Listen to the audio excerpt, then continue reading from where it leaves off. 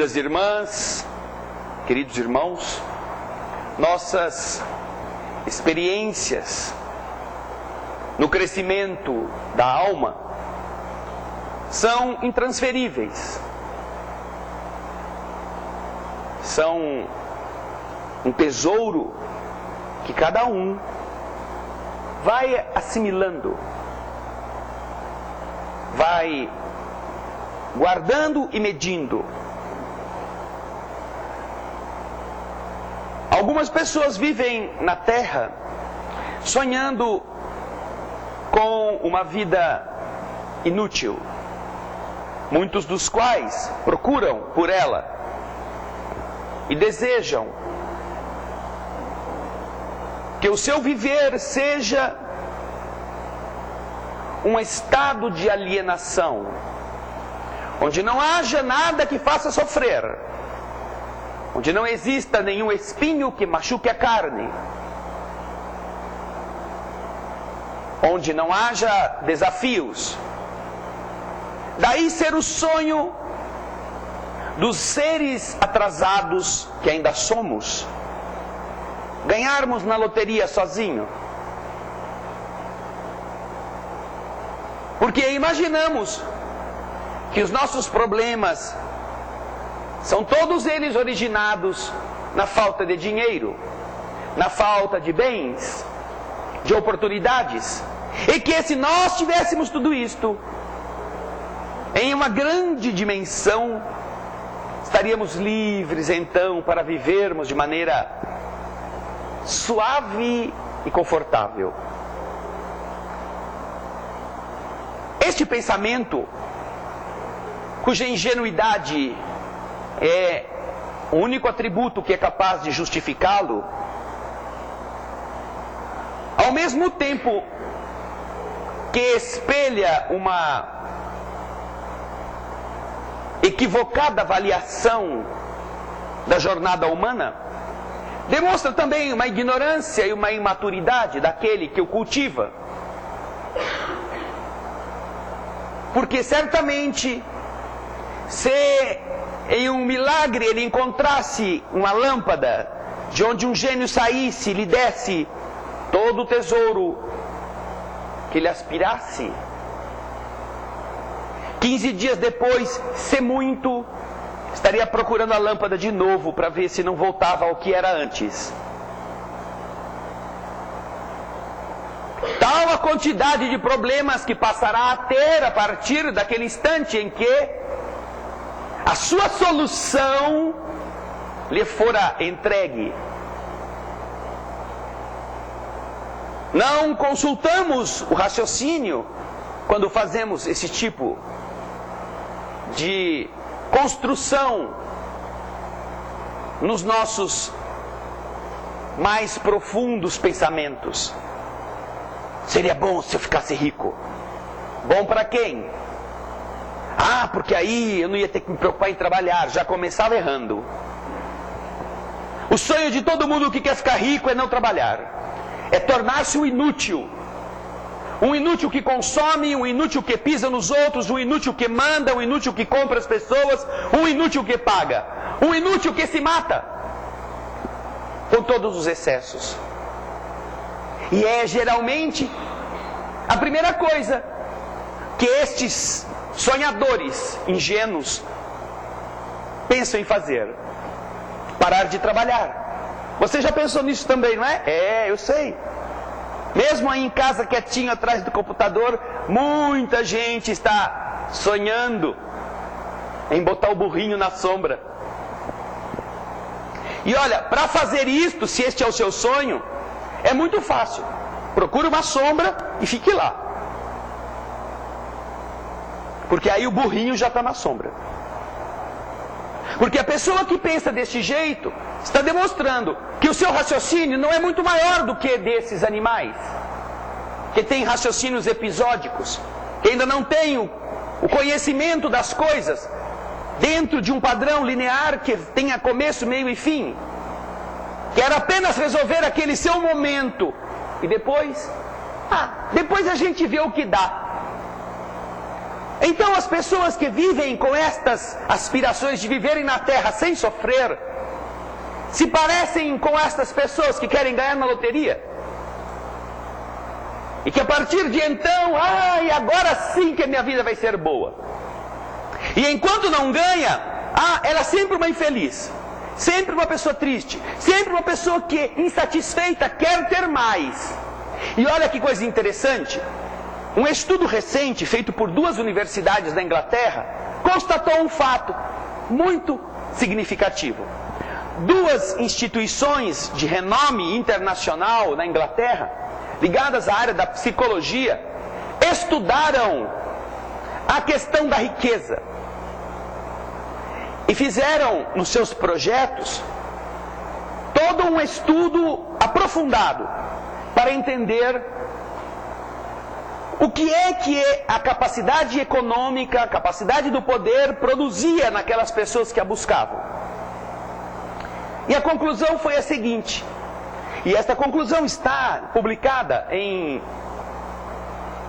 periódicos, em jornais específicos, em revistas do gênero.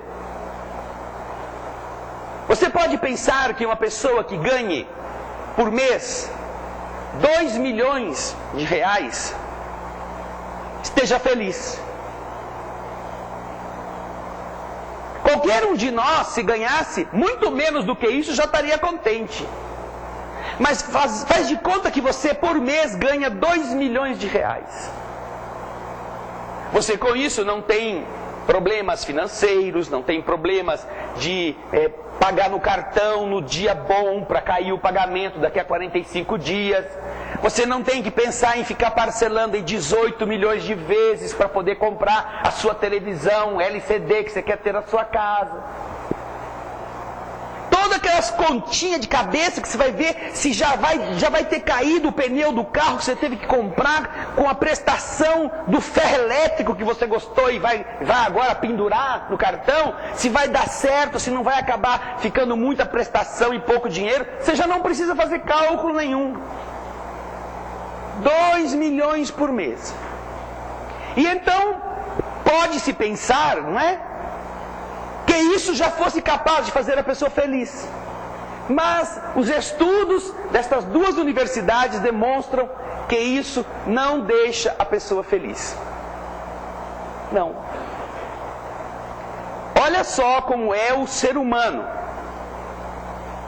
O que faz o ser humano ser feliz não é ele ganhar 2 milhões de reais, de libras ou de dólares.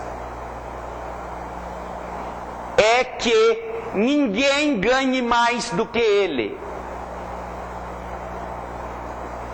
Porque esse indivíduo que ganha 2 milhões por mês, se o seu colega de mesa ao lado ganhar 2 milhões e 500 mil por mês, ele vai ser infeliz, porque ele não ganha mais do que o amigo.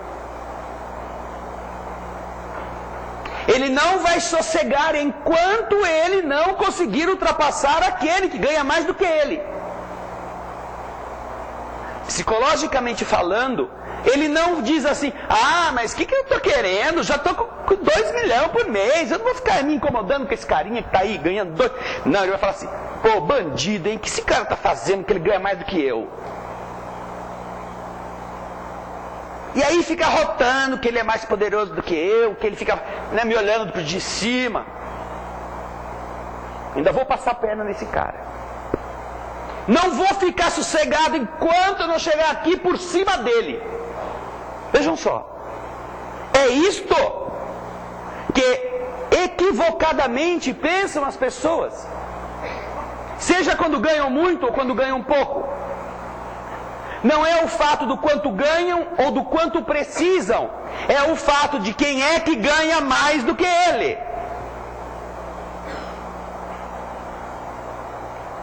Querem fazer um teste? Isso na família acontece muito. Você está bem com o seu carro lá está meio já dobrando o cabo da Boa Esperança, mas está tudo bem. Você a cada 3 meses leva na oficina, mas o carro continua funcionando, ele não está caindo aos pedaços, não é? Mas você sabe que ele está dentro da sua capacidade. Aí tem uma festa da família, aniversário de alguém, você vai e encosta o seu conversável, porque não dá para ser conversível. E quando está descendo do carro, chega o cunhadão com um carro melhor do que o seu. Ele sempre foi perrapado, ele sempre foi um desses caras que você não dá muito valor, mas ele encosta com um carro, e assim que você vê o cunhadão com um carro diferente, você pensa assim: ele deve ter emprestado esse carro de algum amigo para vir aqui. Ele sai do carro, pô, você emprestou esse carro de quem? Olha só, né? Aí vem a bomba: não emprestei não, eu comprei.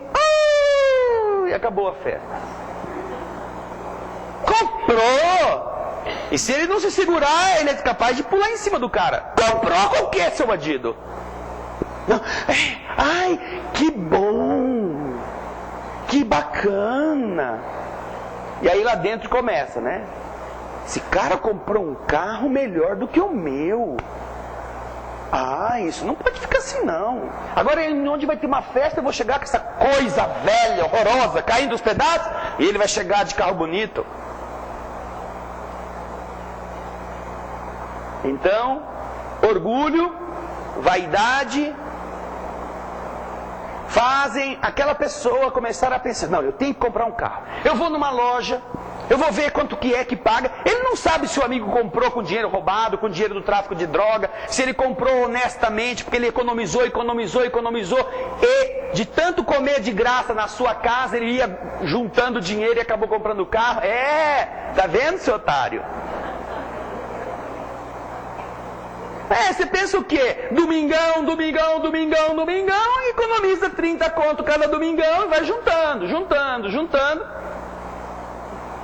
Daí já dá para dar uma entrada no carro. E aí você vê ele chegando em cima da macarronada todo domingo na sua casa, que você pagou. Não pode ser assim não. Ele vai ver só, vou comprar um melhor do que o dele. Na família é muito comum esse tipo de atitude, essa reação de competição. Você estava em paz com as suas coisas, você estava em paz com aquilo que você tinha, você estava conformado, não porque você é acomodado, mas porque você tinha aquilo como suficiente para a sua necessidade. Mas aí chegou alguém que você não admite que tenha mais ou que pareça mais do que você, no contexto da família. E então, alguma coisa mexe com o indivíduo lá por dentro, e ele entra em erupção, e ele tem que ser mais do que o outro. Portanto, observem como nós somos. Não é a quantidade, não é a dificuldade, é a comparação que nós sempre fazemos uns com os outros. Portanto, é necessário que a gente aprenda a controlar não o quanto temos, não o quanto não temos, mas como administramos o que somos. Como? Então aquelas pessoas que estão no mundo achando que não podem ser infelizes, nada é pior do que alguma coisa de ruim lhes acontecer, estão como crianças no berço que se recusam a crescer. Porque de verdade, em nossas deficiências, qualquer coisa que nos fira será muito grande se nós não estivermos preparados para entender que a vida é um constante crescimento, é uma necessidade de amadurecer através de obstáculos que surgem para nós desde quando nós temos que sair do útero da mãe. Cada um de nós estava num quentinho, gostoso, acolchoado, com a luz apagada, dormindo. De repente alguma coisa sacudiu, a água acabou, começaram a apertar você. Meu Deus, o que está acontecendo que não me dá um sossego? Então a criança tem que, espremida por todos os lados, decidir-se. Espirra daí, meu filho, vai, sai logo. Já chegou o tempo de você ficar acomodado. E se ele se recusar a espirrar dali, alguém vai arrancá-lo de lá. Seja com os ferros clínicos, seja com a cesariana. Maldito desse César que inventou essa cesariana para me tirar do sossego. Já vou nascer frustrado, já vou nascer com depressão, com motivo para ficar chateado. Estava no bom, quentinho lá, acolchoado, e agora tenho que chegar aqui, nessa claridade o cara já chega me batendo. Por quê? Porque você tem que respirar, meu filho. Você está agora num outro ambiente. Vai, chacoalha o bicho aí. Dá um tabinho. Ai, já começa a se defender. Para quê? Para que se torne aquele que foi projetado. Agora, já imaginou você? Quem tem filho aqui, levanta a mão. Isso. Quase todo mundo. Já pensou você com o seu filho na barriga até hoje? Pensa isso. Pensa. O Janjão na sua barriga. Aquele monstro. E você tendo que andar com ele. Ai, Janjão, fica quietinho aí, filhinho. Tô no ônibus. Quando chegar em casa, mamãe te dá de mamar. Ele preso na sua placenta, se abastecendo, e você minguando, mas carregando. Parece aqueles caras que tocam na banda, né? Tem aquele tamborzão assim, vocês lembram quando tinha fanfarra antigamente? Blum, blum, aquela baita daquela barrigona assim, e o Janjão lá dentro. Vocês dão risada, né? Mas muitos de vocês ainda queriam carregar o Janjão aí dentro da barriga. Ou ainda tentam fazer isso. Se não na barriga, pelo menos debaixo da asa. Não preparando, seja o Janjão, seja a Janjona, para eles serem aquilo que Deus projetou que fossem. Não, é que eu não quero que ele sofra. Então, olha, você não devia ter posto ele no mundo.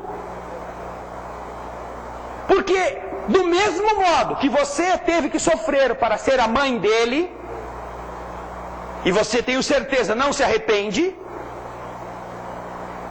você não pode impedir que ele cresça, que ela se desabroche para tornar-se alguém que dê continuidade ao processo de aprendizado, que só acontece quando nós crescemos.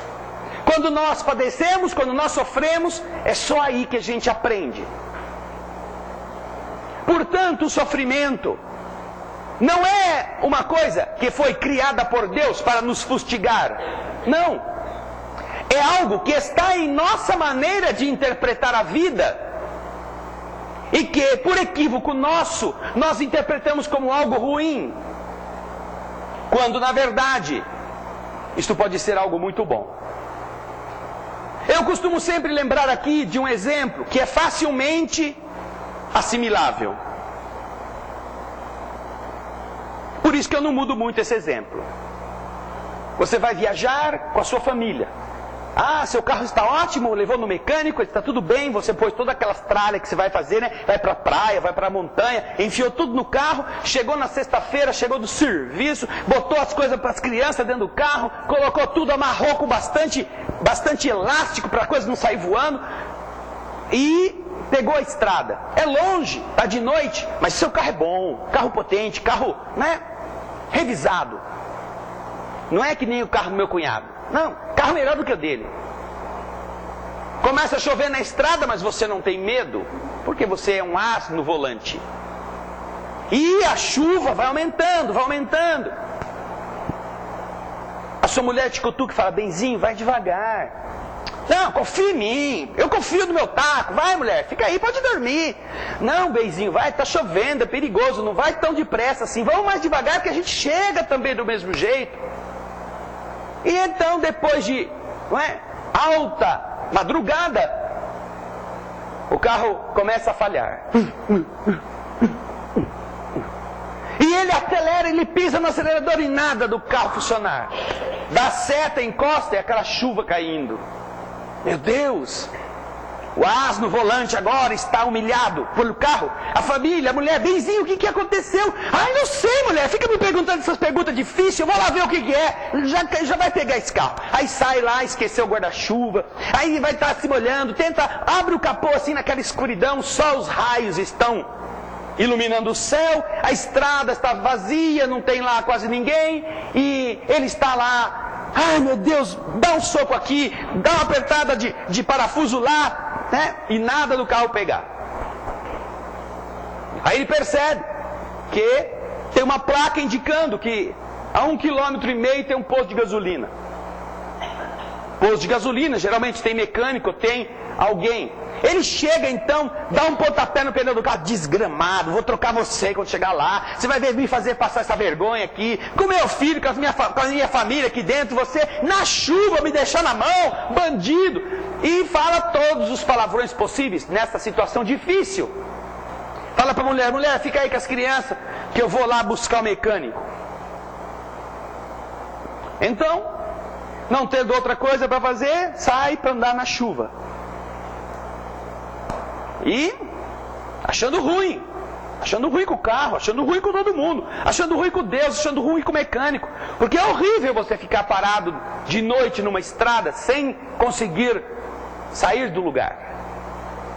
E então, depois de ter andado aí 800 metros, quando ele já vê a distância, o posto, as luzes do posto de gasolina,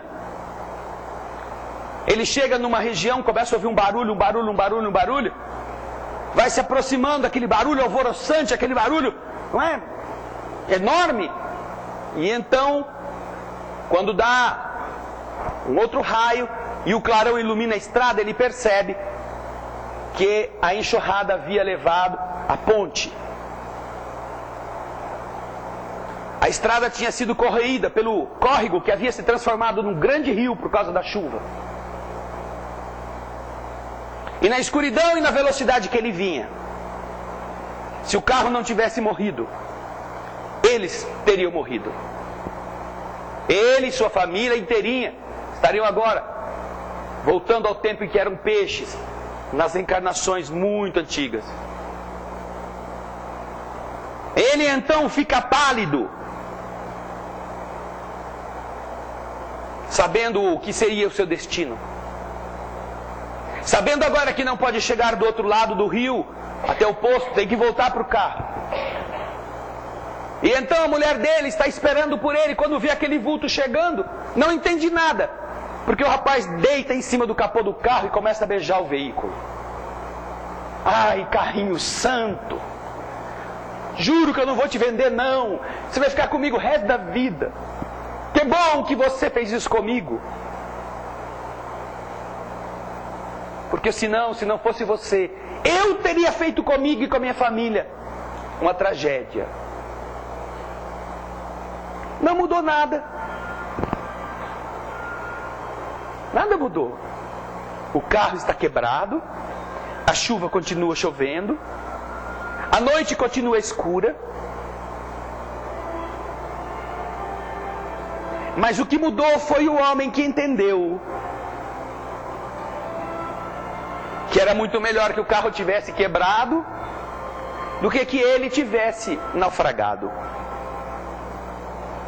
Quando olhamos para a vida, e quando a vida faz um sentido diferente daquele sentido que a gente às vezes quer que ela tenha,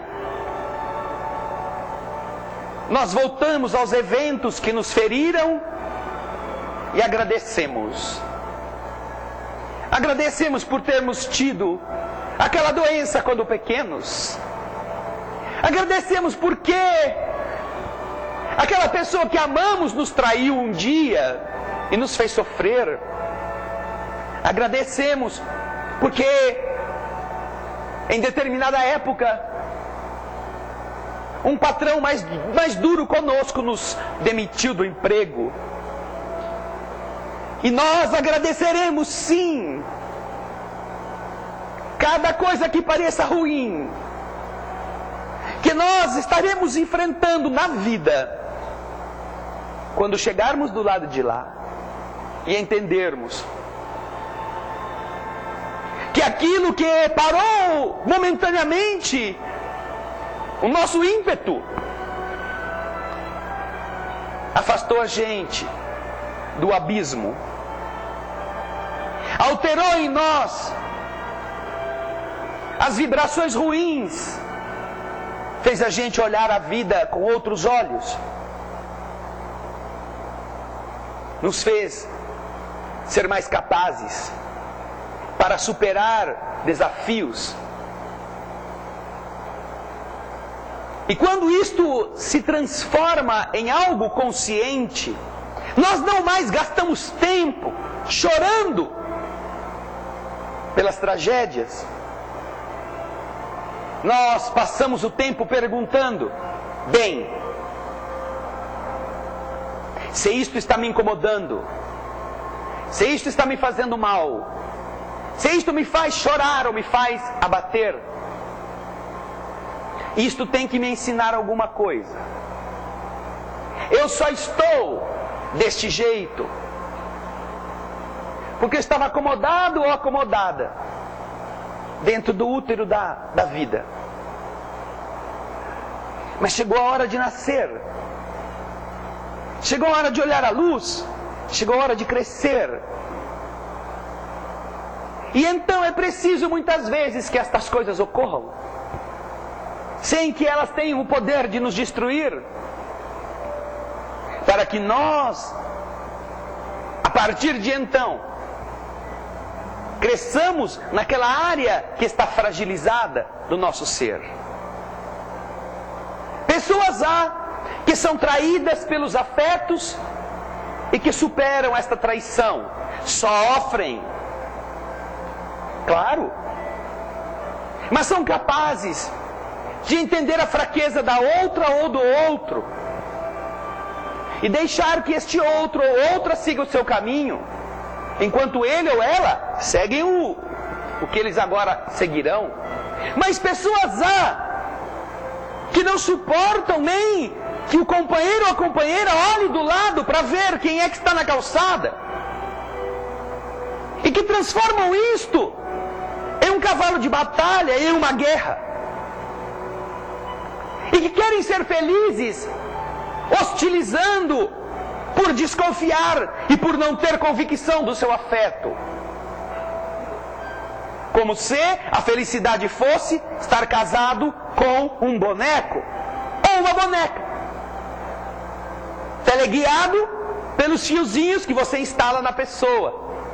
Olha para mim agora, lembra daqueles bonecos que o povo fazia, né? Os ventrílocos. Então, a felicidade não pode ser construída assim. Pessoas existem, e Dr. Bezerra fala disso no livro Saúde do Espírito, que identificam uma espinha na ponta do nariz e entram em depressão. Meu Deus, vão me chamar de bruxa.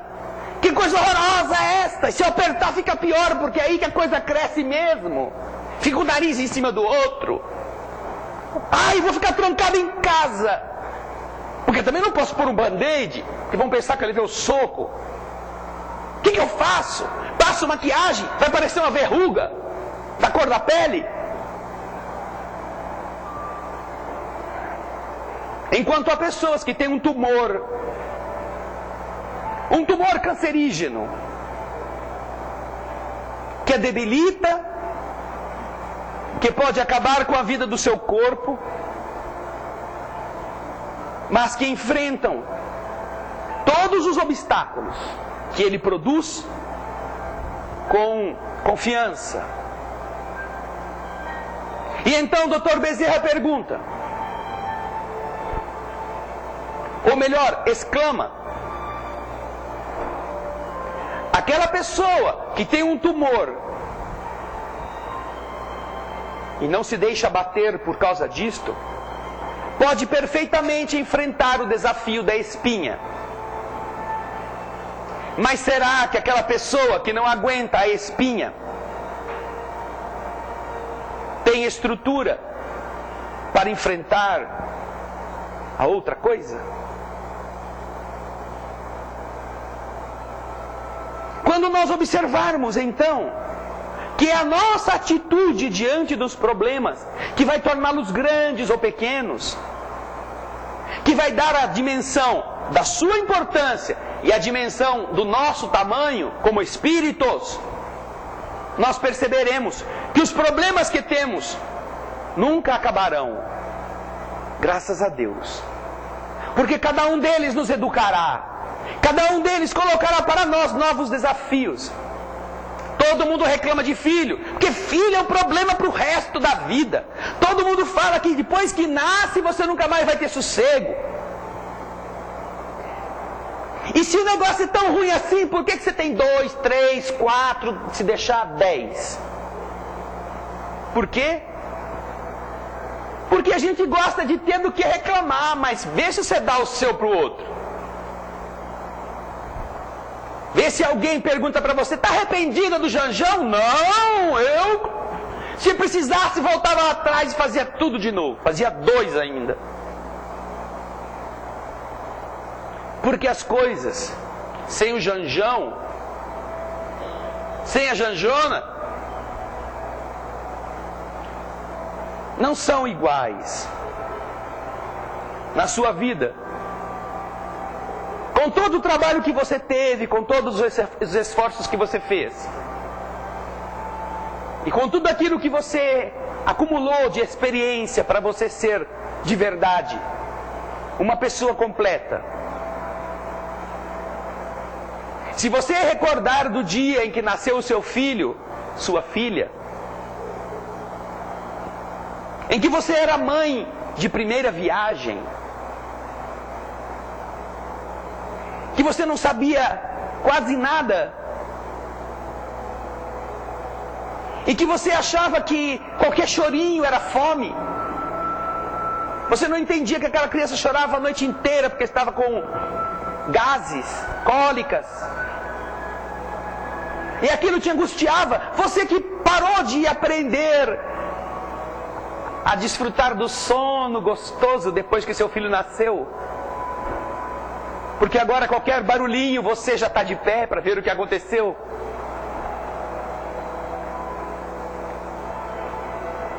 Você se compara hoje e você diz, nossa, como eu era tonta,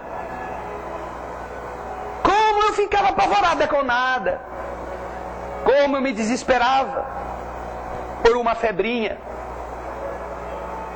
e como me valeu a minha mãe, a minha tia, a minha avó, para aqueles que puderam contar, não é? Com a presença próxima de uma pessoa assim. Porque você não tinha em quem acreditar, você não tinha onde buscar, às vezes, uma orientação de como fazer. Mas você aprendeu, com a ajuda de alguém, ou sozinha, você venceu. E hoje, passados os dias, você dá risada quando a sua filha tem que cuidar do seu neto e não sabe por onde começar. Você olha agora a mulher ou o homem no qual você se transformou e sabe que por tudo aquilo que você enfrentou, por cada ano de matrícula que você teve que ter dinheiro para fazer, cada uniforme que você precisou comprar, cada sapato, cada chinelo, cada tênis, cada remédio que você lutou para dar ao seu filho, você se tornou melhor.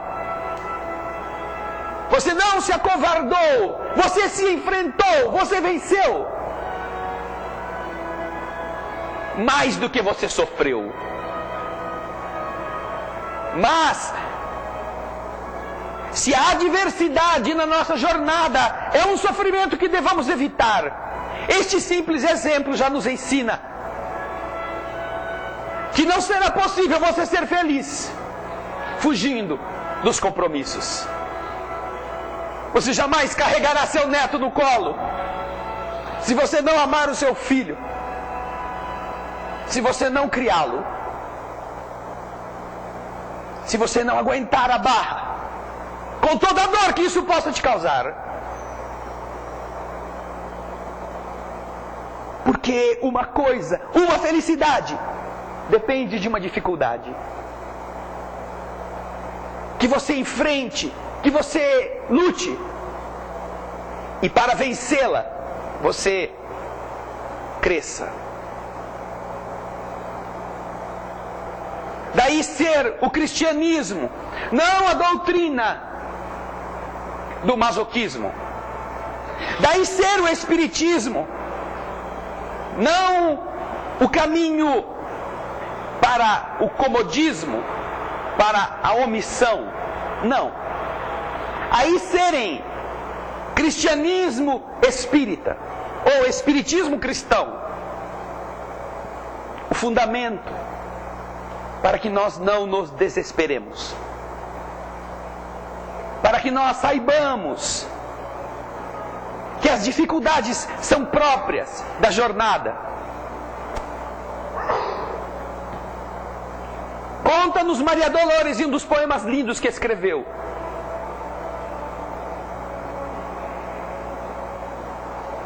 Certa feita,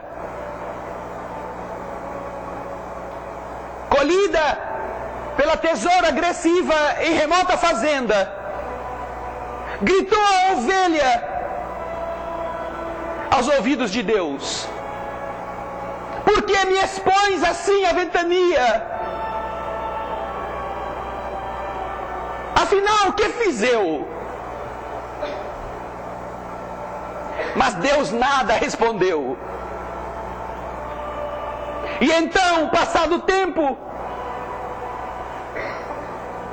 orgulhou-se a pobre ovelha quando viu a sua lã transformada em agasalho que abrigava do vento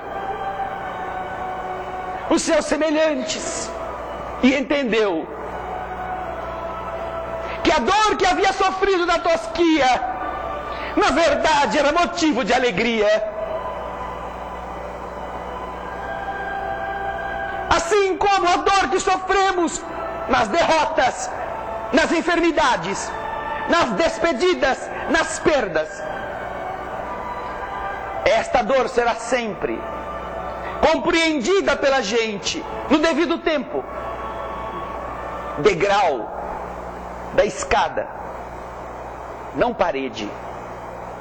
Será sempre apoio para que nós sigamos adiante, com forças redobradas, com capacidades avantajadas, ao invés de pararmos e nos entregarmos, que é geralmente a postura daquele que quer ganhar na loteria sozinho e que acha que a partir daí não vai ter mais problema. É a mesma postura daquele que reclama sempre do emprego, reclama sempre do trabalho, reclama sempre que ganha pouco, reclama do patrão chato, reclama do horário que tem que começar, tem que levantar cedo, reclama da segunda-feira, reclama, e que quando é demitido, aí entra em depressão. Onde já se viu, meu Deus, eu fui mandado embora. Ora, eu devia fazer uma festa. Reclamou tanto do serviço que Deus, com pena dele, tirou ele do emprego. E só então ele vai notar quanto ele precisava do serviço, quando ele precisava do trabalho. E aí, se ele aprender com isso, quando conseguir um outro, vai reclamar menos. Queridas irmãs, queridos irmãos, a existência é um curso. Não é uma viagem de turismo. A vida é um grande laboratório. Não é a penteadeira onde as pessoas se aprumam. É o laboratório do afeto que nos faz aprender a química de sorrir para que outros não chorem, de ser forte para que aquele que dependa de nós tenha coragem, de ter confiança mesmo quando você trema de medo. Uma química que altera a nossa qualidade. Quando a gente se permita este raciocínio e nos permitamos ser tocados por uma lógica sublime que não nos construiu para nos destruir, nos construiu para nos eternizar, para que a gente tenha a qualidade de ser divino mesmo tendo um corpo humano, de sermos imortais, indestrutíveis, mesmo quando as células não durem para sempre, de sermos nobres, mesmo quando não tenhamos sangue azul, e de fazermos o bem,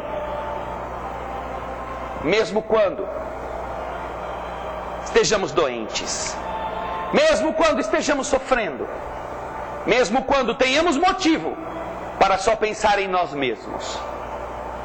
É aí que o ser se qualifica, é aí que se diploma, é aí que se bacharela. Nesta universidade da existência, você só será doutor quando, com todos os motivos para chorar, você aprender a fazer alguém sorrir. Com todos os motivos para desanimar, você der força para quem precisa. E mesmo num leito de enfermidade, no hospital ou em sua casa, com a dor te fustigando e só você a suportando à custa de remédio, você não recusar a oportunidade de ser remédio para outros que sofrem. Aí você está diplomado. Aí você é o filho do Criador de todas as coisas. Aí você cresceu e já não está mais dando tanto trabalho ao seu pai. Aí é como você quando entrega o seu filho ao mundo. E ele vive por aquilo que você o ensinou, por aquilo que você ajudou a que ele conquistasse. Mas te representa com a honestidade que você sonhou que o seu filho tivesse. E você se orgulha dele. Porque ele é tudo o que você quis que ele fosse.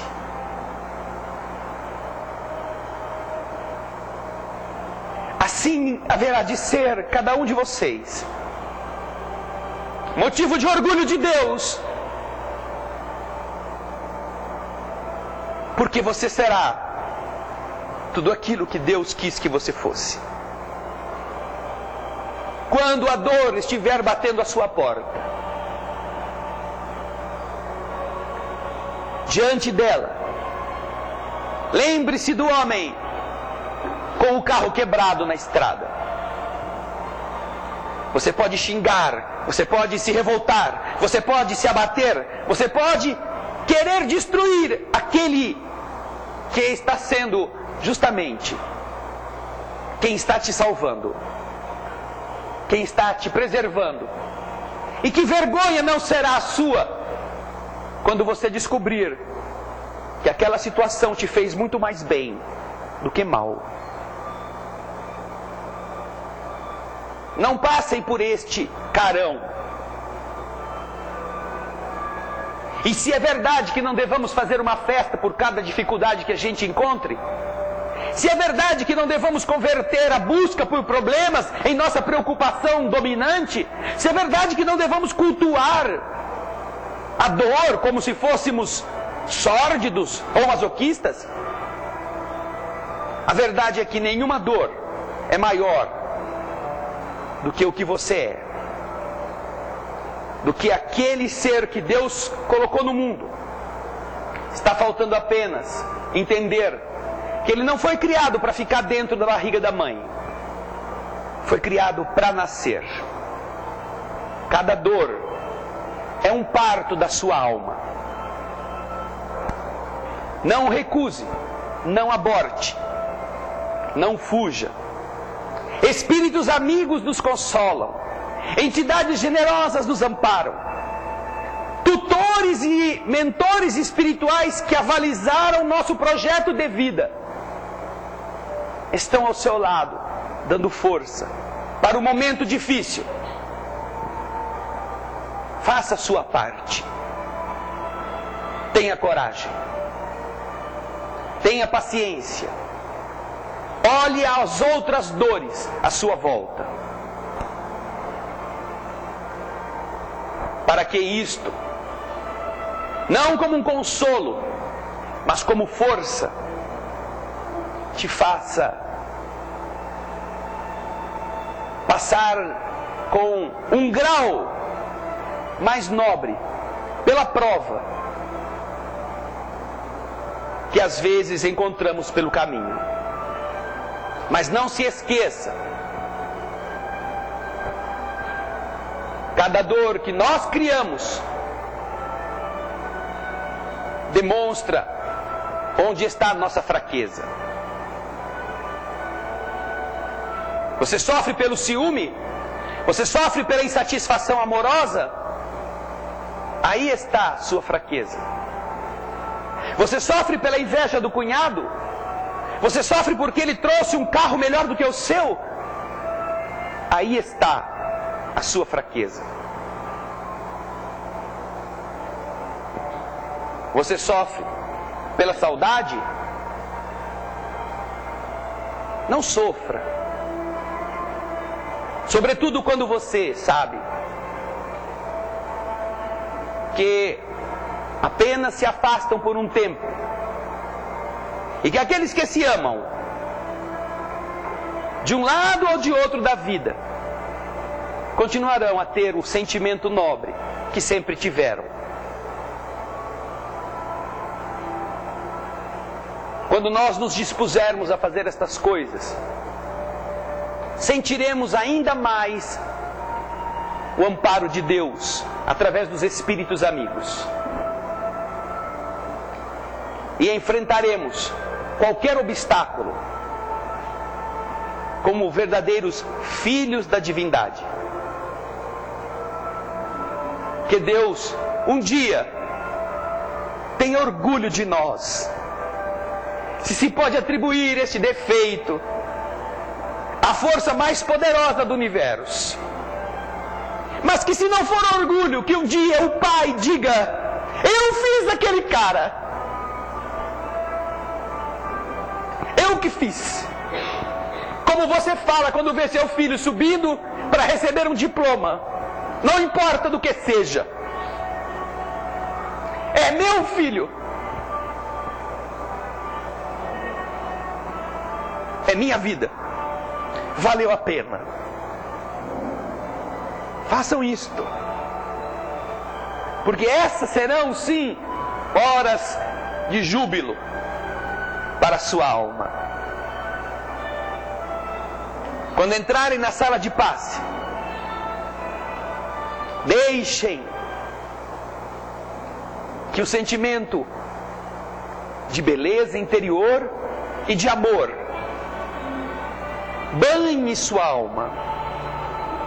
Entregue sua dor àquele que nos conhece. Entregue a sua aflição àquele que às vezes foi quem fez o carro quebrar, para que você não morresse afogado. E diga: Senhor, que eu tenha força para te honrar como teu filho, porque eu sei que amanhã você precisará de mim também. E eu quero estar de pé. Quero que você sorria, porque eu existo e porque eu aprendi com você como ser um bom filho. Quando entrarem na sala de passe, não entrem como mendigos que estão pedindo um prato de comida, um pedaço de pão velho. Porque a casa de Deus não precisa de mendigos. Porque Deus não trata seus filhos como pedintes. Deus já nos deu tudo o que precisamos. Que lá penetremos gratos por tudo aquilo que já temos, mesmo que seja o sofrimento. Pensem nisso. Muita paz.